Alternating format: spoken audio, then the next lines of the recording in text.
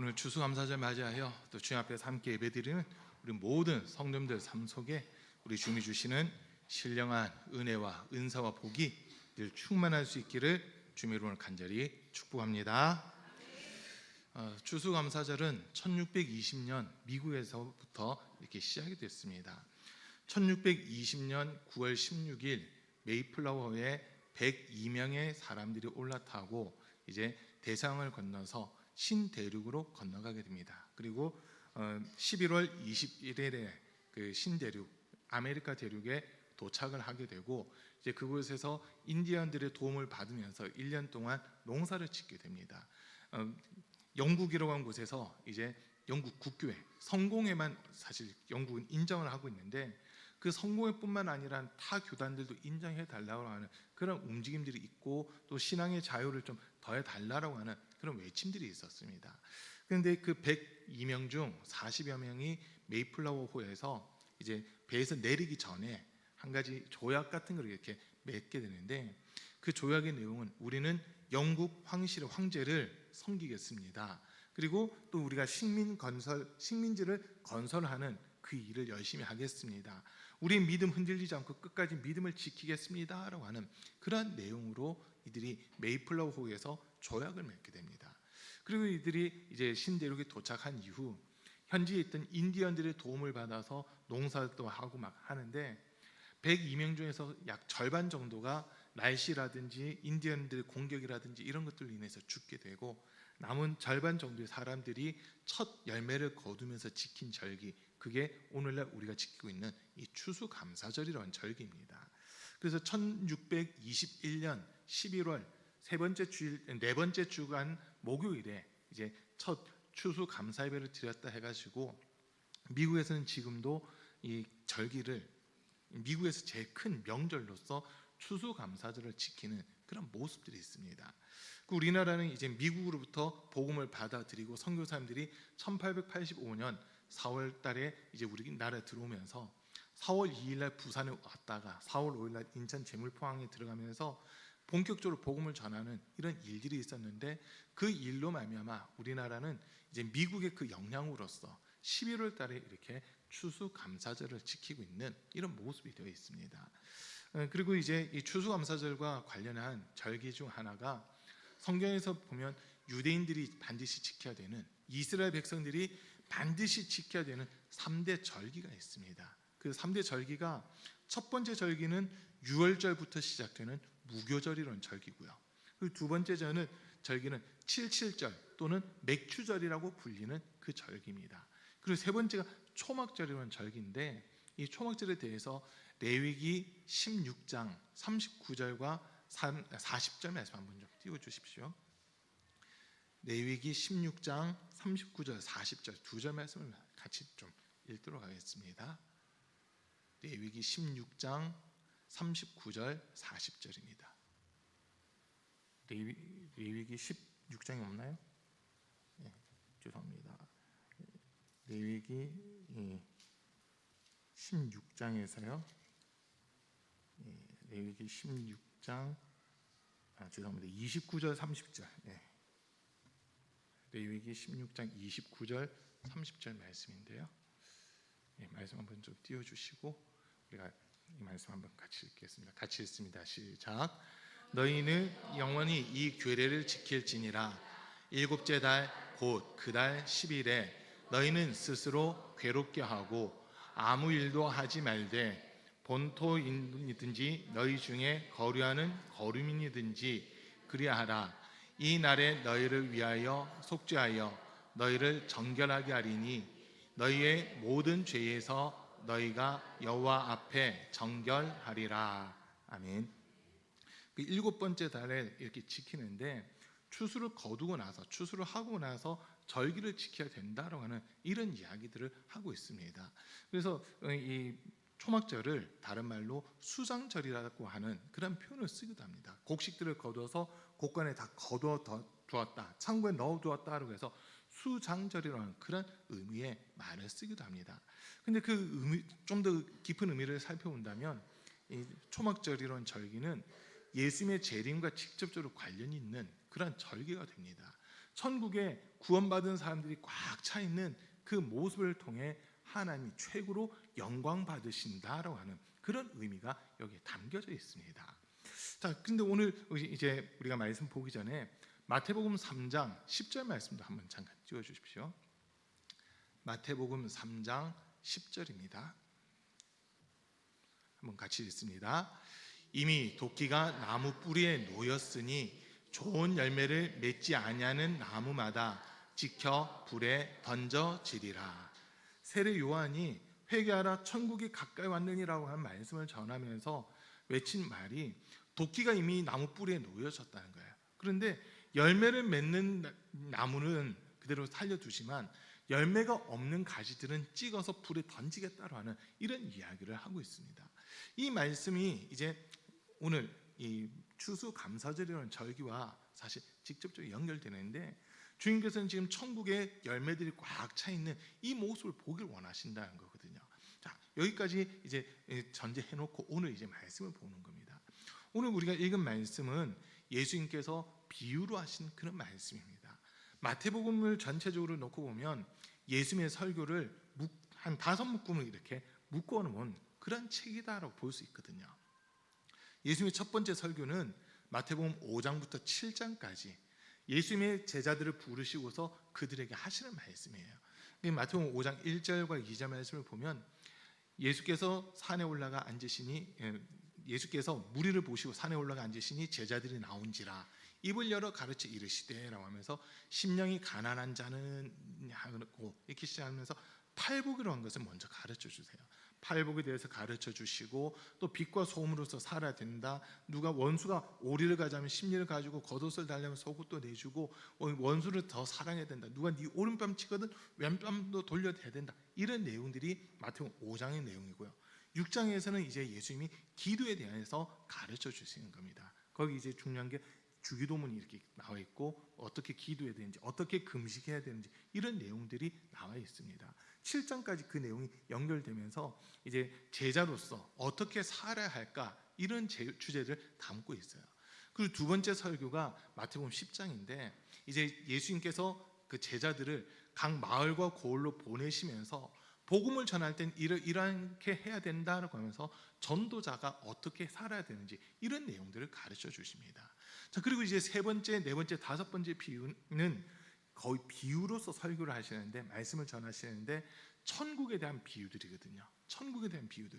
그 중에 이제 세 번째가 이 마태복음 13장에 나와 있는 내용인데 크게 보면 두 가지 비유가 기록되어 있습니다. 둘 다 씨 뿌리는 비유라고 하는 이 제목인데 오늘 우리가 읽은 말씀은 이제 농부가 밭에 나가서 씨를 뿌릴 때 어떤 씨는 길가에 떨어지니까 새들이 와서 그 씨를 쪼아 먹어버리고 또 어떤 씨는 돌짝밭에 떨어졌는데 그 뿌리가 깊지 못해서 금방 말라 죽어버리고 타 죽어버리고 또 어떤 씨는 가시덤불에 떨어졌는데 가시가 함께 자라면서 가시덤불이 자라면서 영양분들을 다 뺏어가는 바람에 자라지 못했다고 하는 겁니다. 그러나 좋은 땅에 떨어진 씨는 열매를 맺는데 100배, 60배, 30배의 열매를 맺는다라고 하는 이 말씀을 예수님 하고 계십니다. 추수감사절을 맞이하면서 서두에 말씀드렸습니다. 이 추수감사절은 성경에서 초막절이라는 절기와 비슷하게 연결되는데 천국의 구원받은 백성들이 꽉 차 있는 이 모습을 통해 하나님 최고로 영광받는 절기가 추수감사절이다라고 제가 먼저 정의를 내려드렸습니다. 그리고 세례 요한이 세례를 베풀기 전에 회개하라 천국이 가까이 왔느니라고 말씀을 전하면서 이 유대인들을 향해서 도끼가 이미 나무 뿌리에 놓였다. 너희 삶 속에 열매가 있는지 없는지 확인하라고 하는 그 이야기를 하고 있어요.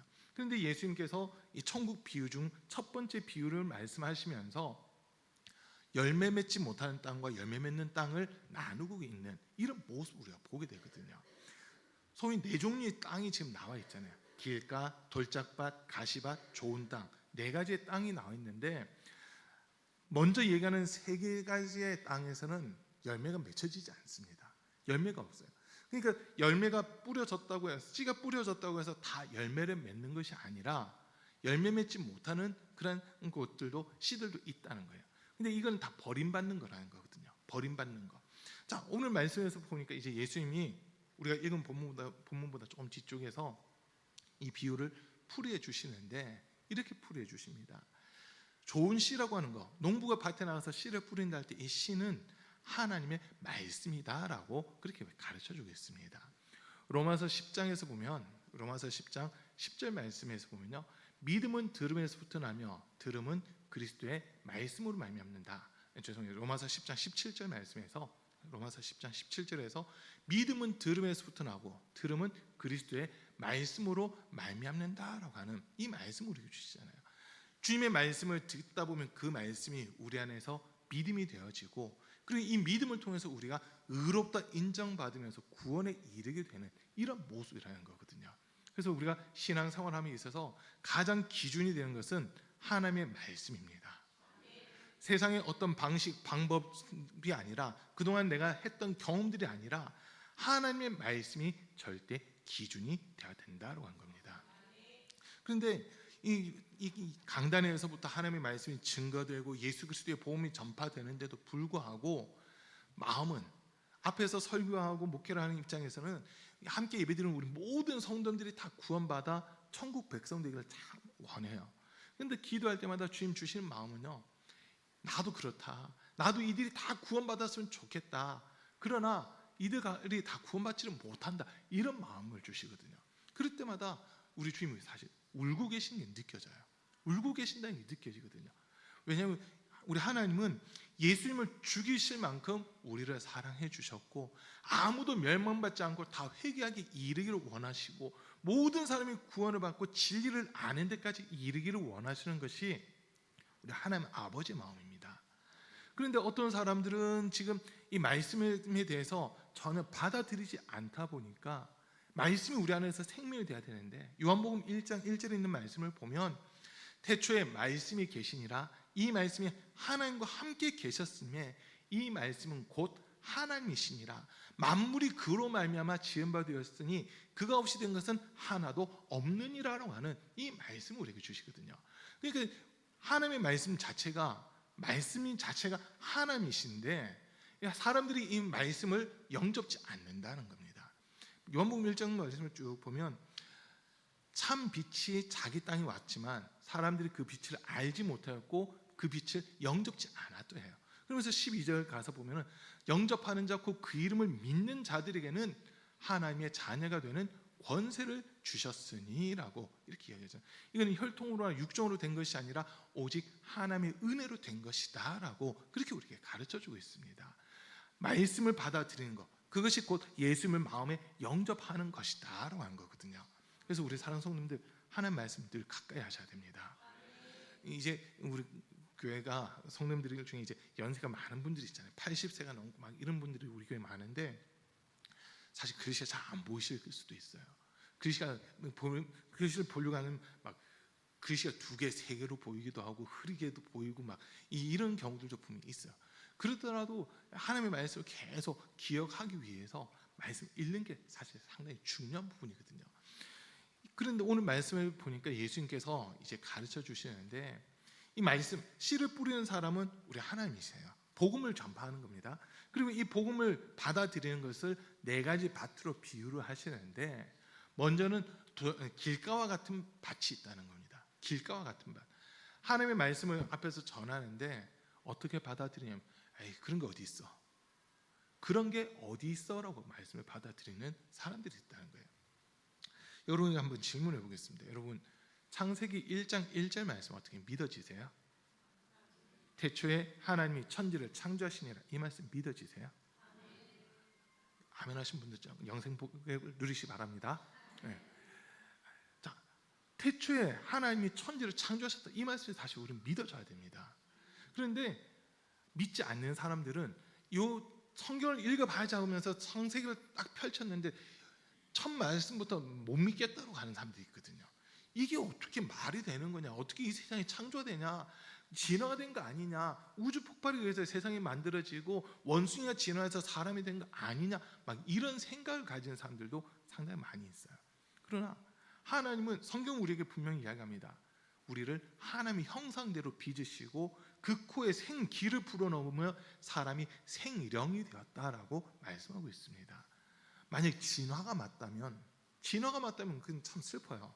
내 조상이 원숭이에요. 그 조상은 말이에요.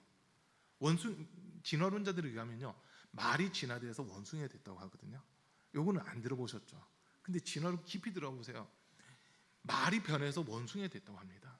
말이 변해서 원숭이가 돼요. 그리고 원숭이가 변해서 사람이 됐다고 그렇게 가르치거든요. 근데 종이 그렇게 바뀔 가능성은요, 종이 바뀔 가능성, 우리가 흔히 퍼센테이지 이렇게 따지잖아요. 퍼센테이지 따질 때 비율 확률, 막 일기예보를 보면 비율 확률이 이렇게 나와요. 강수 확률, 뭐 강우 확률 이렇게 나오는데, 그럼 그 강수 확률 내지는 강우 확률에서 몇 프로쯤 되면 비가 오는 걸로 여러분 인정하세요? 그래도 한 50% 이상, 60%, 70%면 비가 온다 이렇게 보잖아요. 20%, 30% 아니 그 비 안 온다 이러고 그냥 넘어가잖아요. 20%면 30%만 돼도 사람들이 이 일은 거의 안 일어날 거라고 생각을 하는 거예요. 자, 그런데 그 진화론자들이 종이 이렇게 바뀌는 거, 무기물에서 유기물로 되고 유기물이 단세포가 되고 단세포가 다세포로 되고 다세포가 이제 뭐 이제 저급 동물에서부터 차례대로 이렇게 올라가는 그 종이 바뀌는 것에 대해서 가능성이 있다고 얘기해요. 어떤 특정한 환경이 만들어지면 특정한 시대에 돌연변이들이 나오는데 그 돌연변이에 의해서 종이 바뀐다고 진화론자들은 그렇게 이야기를 하거든요. 그런데 그 종이 바뀔 확률을 누가 조사를 했어요. 과연 몇 프로나 될까 하고 조사를 해봤거든요. 10의 213승분의 1 이렇게 되어 있습니다. 0점 하고 나서 0을 213개 찍고 1분의 1이에요. 이건 가능성이 있는 거예요, 없는 거예요? 아예 없는 겁니다. 이거는 아예 없어요. 사람들이 숫자를 셀 때 이제 더 이상 셀 수 없는 수라고 해서 붙인 이름이 무량수라고 하는 게 있거든요. 무량수가 되려면요, 공이 무려 79개가 붙어야 돼요. 79개. 이거는 끝이 없는 그냥 그런 거잖아요. 그러면 이걸 반대로 했을 때 0점하고 0이 79개만 붙어도 이미 무량수가 돼버리는데 213개니까 무량수보다 훨씬 더 나가버리는 그런 수치이기 때문에 이거는 가능성이 있을 수 없는 그런 부분입니다. 이건 제 얘기가 아니라 진화론자들의 얘기예요.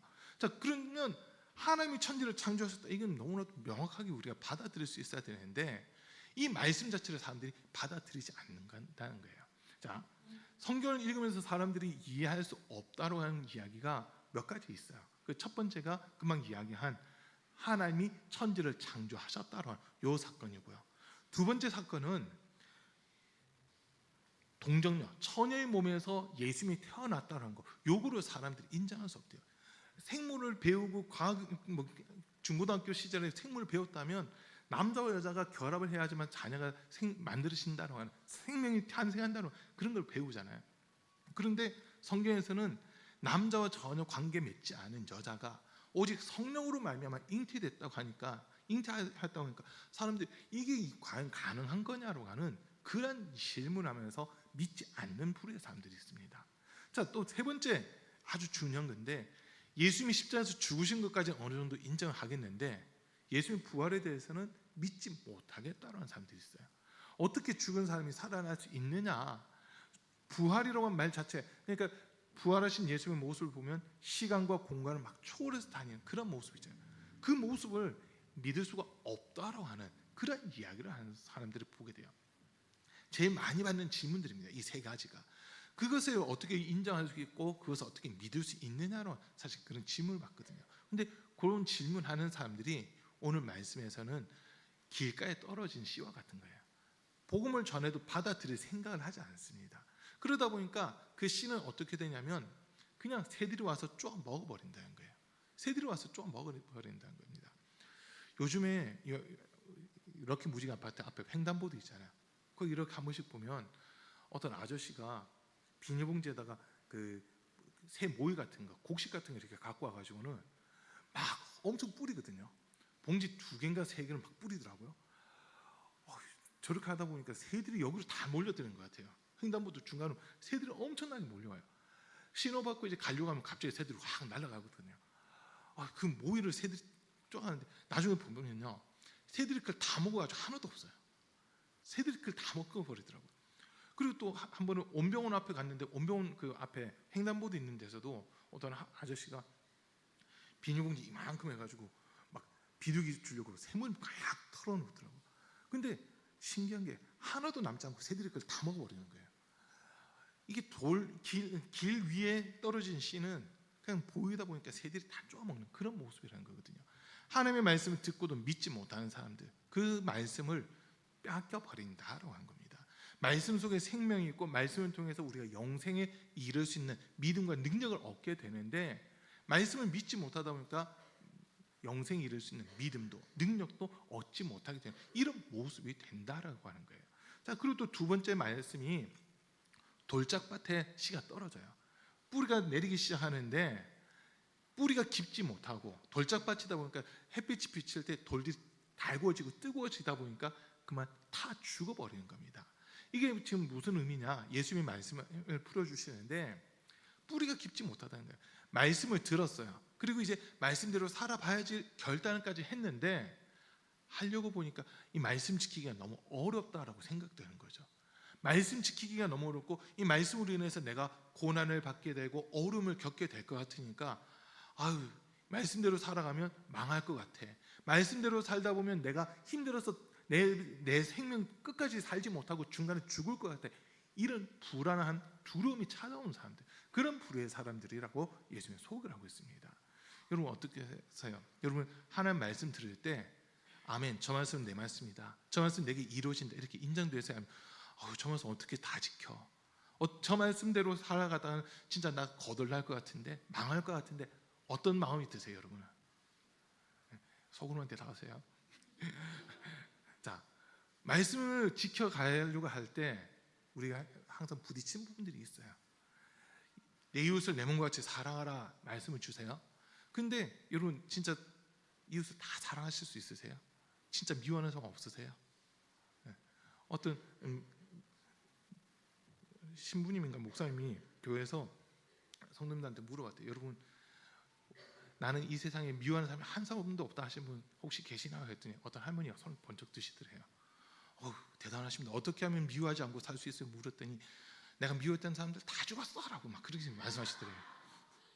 너무 오래 사셔가지고 미워했던 사람들이 다 죽고 혼자만 남았대요. 그런 경우는 더 이상 미워할 사람이 없다 이렇게 얘기를 하시는데, 근데 우리가 실제 우리 삶 속에 한번 비춰보세요.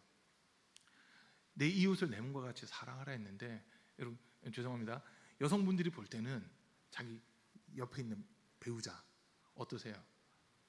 진짜 내 편이에요, 남편이에요? 거의 남편이죠. 남의 편만 들어줘요. 항상 남의 편 든다고 남편이라고 하는 이런 얘기를 사람들이 해요. 자, 그러다 보니까 제가 지금까지 목회를 하면서 보니까 성도님들이 제일 용서할 수 없다, 제일 미워한다 하는 사람이 누구냐 물어보면 대다수가 남편이라고 얘기하더라고요. 대다수가 남편이라고 얘기해요. 한 번도 자기 편을 안 들어준대요. 자기를 이해해주지 않는데요. 그러면서 남편에 대한 이 마음, 미움이라고 하는 게 계속 자리 잡고 있고, 이것 때문에 자기가 병이 드는 이런 모습들이 있다는 거예요. 그런데 성경을 읽어보면 아내들아 남편 순종하기를 교회가 그리스도에게 복종하듯이 하라 이렇게 가르쳐 주다 보니까 그 말씀 앞에서 고민을 한다는 거예요. 미운데 내가 어떻게 순종할 수 있지? 또 반대로 남편들아 아내 사랑하기를 그리스도께서 교회를 위하여 죽으신 같이 하라. 내 아내는 사랑은 하는데 죽기까지 못하겠어요 이러면서 말씀 앞에서 부딪히는 이런 부분들이 사실 많이 있다는 거거든요. 말씀을 이루어 보려고 몸부림치는 게 아니라 이거는 불가능한 거야, 이거는 할 수 없는 거라고 하면서 겁부터 먹고 말씀 안으로 들어오려고 하지 않는 사람들이 있다는 거예요. 이 사람들도 역시 사실은 구원에 합당하지 못한 그런 사람들이 되는 겁니다. 자, 또 세 번째는 이제 말씀이 떨어졌어요. 씨가 떨어졌어요. 뿌리도 내렸어요. 근데 떨어진 곳이 가시덤불이에요. 세상의 염려, 재물에 대한 욕심, 염려 이런 것들로 인해서 하나님의 말씀을 더 지키지 못하는 이런 모습이다라고 예수님이 소개를 하고 있습니다. 여러분 어떤 분들은 그런 얘기 하시더라고요. 교회 나오세요. 이제 예수 믿으셔가지고 전도해 보면 교회 가면 매주 헌금을 해야 되는데 돈이 없어서 교회를 못 간다고 그런 분들도 계시더라고요. 그러면 저희는 그래요. 돈 없어도 되니까 그냥 오시라고, 그냥 와서 예수님만 믿는 믿음 가지시라고 그렇게 하는데도 돈 없어서 못 가라고 하는 그런 분들이 계세요. 그런데 그런 분들 다는 아니겠지만 교회 내에서도 보면요, 주님 앞에서 뭔가 받은 은혜에 대한 감사를 표현하자라고 하고 뭔가 한 번은 결단을 할 때가 있는데 그 결단할 때 주저주저하는 분들이 있어요. 사실 주저주저하는 분들이 있더라고요. 그리고 이제 교회에서 뭔가 전도하자, 뭔가 하자라고 했을 때 말씀이 전해지잖아요. 전도하려니까 내 전도 대상자들 만나서 차라도 한 잔 사 먹이고 뭐 밥이라도 사 먹이려면 돈이 들어가는데 돈이 들어가서 전도를 못 하겠어요. 이런 분들도 의외로 많이 있어요. 이런 분들이 지금 예수님 말씀대로 세상의 염려, 특히 재물에 대한 염려로 인해서 하나님의 말씀 앞에 주저주저하고 있는 그런 모습의 사람들이라는 거거든요. 그러다 보니까 이런 모습은 우리가 지난주라든지 그 전주까지 들은 말씀들로 놓고 본다면 하나님보다도 물질을 더 사랑하는 거예요. 하나님보다도 물질을 더 의지하는 그런 모습으로 살아가는 사람들이라는 거거든요. 그러다 보니까 그 사람들은 그 하나님의 말씀을 들었음에도 불구하고 듣는 순간은 기뻐요. 말씀대로 살려고 몸부림도 쳐요. 그러나 정작 하나님의 자리에 돈이라고 하는 것이 올라가 있다 보니까 이 돈에 대해서 두려워하는 거예요. 하나님의 말씀대로 살려다 보니까 하나님의 말씀을 듣다 보니까 내가 구원받았고 정말 죽을 수밖에 없었던 나에게 영원한 생명을 주셨는데 그 주님 위해서 살아야 된다? 여기에 대해서 거부반응을 일으키는 그런 분들도 의외로 많이 있다는 거거든요. 자, 지금 세 가지 이렇게 땅에 대한 말씀을 드렸는데 혹시 이 자리에서 예배드리고 있는 우리 성도님들 어떤 모습이신 것 같아요, 여러분? 여기 해당이 안 된다면 감사한 거고 나는 길가야, 나는 돌짝밭이야, 나는 가시덤불이야. 혹시 여기에 해당되신 분들이 있다면요, 이제 좋은 땅으로 바꾸는 방법을 알려드릴게요. 좋은 땅에 떨어진 씨는 열매를 맺는데 100배, 60배, 30배 열매를 맺는다고 했잖아요. 길가도 좋은 땅이 될 수 있고 돌짝밭도 좋은 땅이 될 수 있고 가시덤불도 좋은 땅이 될 수 있어요. 그거를 이제 농사용 안 지어봤지만 농사용으로 이렇게 한다면 기경이라고 말을 쓰거든요. 땅을 한번 다 갈아 엎어버리는 겁니다. 길가라고 하더라도 사람들이 다니는 길이라 하더라도 그 길을 완전히 뒤집어 엎어버리면 그것도 좋은 땅이 될 수 있고요. 돌짝밭이라 하더라도 그것을 한번 확 뒤집어 엎어버리면 좋은 땅이 될 수 있어요. 가시덤불도 뒤집어 엎어버리면 가시덤불들이 없어지고 좋은 땅이 될 수 있다고 하는 거거든요. 그거는 하나님의 말씀 인자는 믿음에서부터 사실 시작이 되는 겁니다. 히브리서 4장 12절 말씀에서 보면 하나님의 말씀은 살았고 활력이 있어 좌우의 날에선 어떤 검보다도 예리하여 영과 혼과 및 관절과 골수를 찔러 쪼개기까지 하며 또 마음의 생각과 뜻을 판단하나니라고 되어 있잖아요. 말씀을 인정하기 시작하면 말씀이 우리 안에서 일을 하기 시작한다는 거거든요. 말씀이 내 속에서 일을 하기 시작해요. 그러면요, 그 말씀 속에는 생명이 있습니다. 말씀 속에는 하나님의 능력이 나타나는 겁니다. 그래서 말씀이 들려질 때 여러분 진짜 우리가 은혜 받는 제일 좋은 방법은요, 하나님의 말씀이 내 귀에 들려지잖아요. 그때 우리가 아멘 한마디만 딱 하더라도 그 말씀이 이제 내게 되는 거예요. 아멘 한마디에 말씀이 내 속에 들어오고 아멘 한마디에 말씀이 내 속에서 일을 해나가기 시작하는 그런 모습들이 나타난다는 거거든요. 저희가 평택에서 목회할 때 이제 젊은 청년 그때 이제 결혼하고 막 아이들 둘이 있는데 거기 또 이혼한 그런 분이 한 분 저희 교회를 찾아오셨어요. 그 어머니가 이제 저희 교회 나오면서 그 딸 보고 너도 와라 해가지고 교회 왔는데 나중에 얘기를 들어보니까 첫날 와서 첫 예배 드리는 날 앞에서 그냥 설교하는 거 이렇게 듣고 있는데 이 말씀이 자기한테 진짜 칼처럼 확 와가지고는 속을 막 후벼 파더라고 하는 그 이야기를 하더라고요. 제가 그분 누군지도 몰랐어요. 그때 처음 본 거고 처음 예배 보길래 은혜 받았으면 좋겠다 그냥 그런 마음으로 설교를 했는데 그분 얘기가 말씀을 듣는데 말씀이 자기 속을 확 다 뒤집어 놓더라는 거예요. 말씀이 자기를 뒤집으면서 지금까지 이대로 살면 안 되겠구나, 진짜 내가 주님 앞에 바르게 서야 되겠구나라고 결단하면서 그때부터 신앙생활 열심히 하는 그 모습들이 있었거든요. 그리고 또 부산중앙교회에 있었을 때도 이제 한 분이 이렇게 오셨는데 주기도문에 대한 설교를 처음 시작하는 날 그분이 오셨어요. 말씀을 전하는데 나중에 그러시는 거예요. 하늘에 계신 우리 아버지, 그 한마디가 귀에 확 들어와가지고 그때부터 그냥 진짜 교회를 한 번도 안 다녀봤던 분이신데 하늘에 계신 우리 아버지 한마디가 귀에 딱 들리더니 그게 믿어지기 시작하더라는 거예요. 그게 믿어지기 시작하더래요. 그리고 얼마 지나지 않아서 사실 아들이 교통사고 났었거든요. 오토바이를 타다가 트럭 밑으로 들어가면서 좀 큰 사고가 났어요. 막 걱정을 했는데, 이제 이분 교회 나온 지 얼마 안 되고 해서 걱정을 했는데, 그분이 오히려 저희를 위로하시더라고요. 위로해 주는 거예요. 뭐라고 위로하냐면, 하나님께서 지켜주셨기 때문에 이만큼 다친 겁니다 라고 그러더라고요. 다른 사람들 같았으면, 믿음 없는 사람들 같아서 내가 교회 왔기 때문에 망했어, 그러니까 나 이제 교회 안 가, 이런 반응들이 나올 법한데, 그분은 그게 아니라 하나님이 도와주시고 지켜주셨기 때문에 그나마 이만큼 다친 거예요 라고 하는 그 이야기를 하더라고요. 그 말을 듣는데 얼마나 위로가 되든지. 근데 지금 제가 두 분 말씀드렸잖아요. 이분들은 교회 처음 와서 말씀 듣는데, 그 말씀이 그 속에서 받아들여지니까, 말씀이 받아들여지고 말씀이 이 속에서 일을 하기 시작하다 보니까, 그 말씀을 통해 이분들이 믿음을 갖기 시작하고 신앙생활하는 그 모습들이 있었다는 거거든요. 우리 성도님들도 마찬가지예요. 하나님 말씀 우리 귀에 들려져야 됩니다. 하나님의 말씀 듣는이 들려지기 위해서는 우리가 반드시 해야 되는 게 있어요. 이 자세에 대한 부분인데요. 첫 번째는 똑바로 앉으셔야 돼요. 앞에서 설교하다 보면요, 사실 다 보이거든요. 안 보이는 게 아니라 다 보여요. 졸고 있는 분도 보이고요, 뒤에서 핸드폰 만지작 하는 분들도 다 보이고요, 딴 생각하는 분들도 다 보여요. 안 보일 것 같죠? 여러분 한번 설교해 보실래요? 기회 드릴게요. 앞에 서서 보세요. 처음에 설교할 때는 아무것도 안 보여요. 긴장이 돼가지고. 근데 계속 설교를 하다 보니까 보여요. 그러다 보니까 다른 교인이 종이라도 있어서 종이라도 땡 치면서 집중시킬 수 있는데, 우리 교회는 종도 없어요. 그러다 보니까 어떻게 해야 돼요? 저를 보는 분만 얘기하면 저도 집중해서 그냥 설교를 해야 할 수밖에 없어요.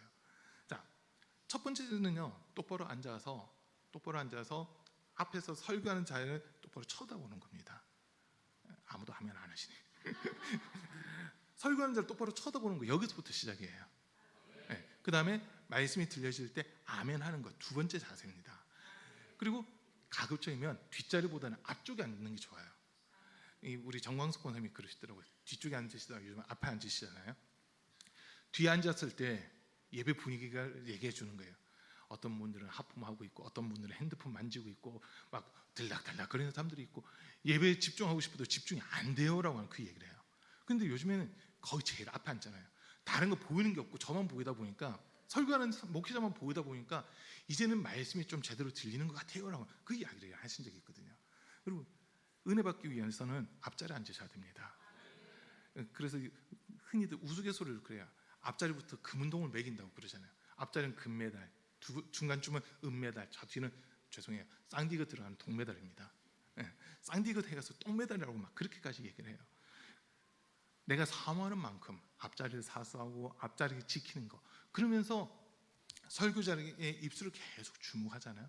그러다 보면 그 말씀이 들려지기 시작하고요, 그 말씀이 깨달아지기 시작하고 믿어지기 시작하거든요. 그럼 그 사람은 열매 맺는 겁니다. 반드시 열매가 있어요. 왜? 하나님의 말씀에는 생명이 있잖아요. 하나님의 말씀 자체가 천지를 창조한 창조력이 있고, 사람에게 생명을 불어오는 생명력이 있기 때문에, 말씀이 우리 귀에 들려지고 말씀을 내가 받아들이기 시작하면 우리 성도들의 삶 속에 반드시 생명력이 있고 열매 맺는 복된 은혜가 있다는 겁니다. 우리가 열매 맺지 못한 이유, 말씀이 없기 때문에 열매 맺지 못하는 거예요.